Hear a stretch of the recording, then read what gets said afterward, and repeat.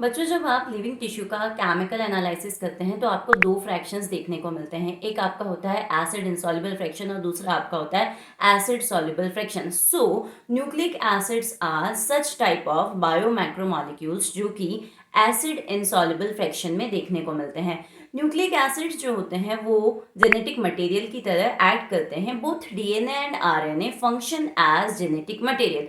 बच्चों, जब आप न्यूक्लिक एसिड की स्ट्रक्चर देखते हैं तो वहाँ पे वो पॉलीन्यूक्लियोटाइड चेन से मिलकर के बने होते हैं। पॉली मीन्स बहुत सारे न्यूक्लियोटाइड मिलकर के जो चेन बनाते हैं उसे कहा जाता है पॉलीन्यूक्लियोटाइड चेन।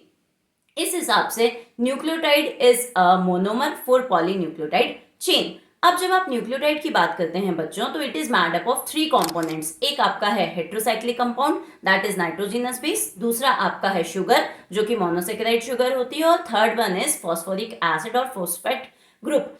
जब आप हेट्रोसाइक्लिक कंपाउंड और नाइट्रोजिनस बेसिस की बात करते हैं तो वहां पे दो कैटेगरी है, one is purine and other is pyrimidine. बच्चों, जो प्यूरिन्स होते हैं उनके पास टू हेट्रोसाइक्लिक रिंग होती है, जबकि पायरिमिडिन्स के पास वन हेट्रोसाइक्लिक रिंग होती है।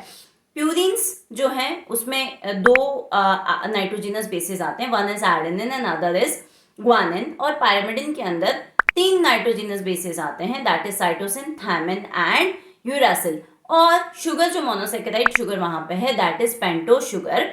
डीएनए के अंदर डीऑक्सी राइबोज शुगर होती है और आरएनए के अंदर राइबोज शुगर होती है। पेंटोज शुगर का जो फॉर्मूला है दैट इज C5H10O5।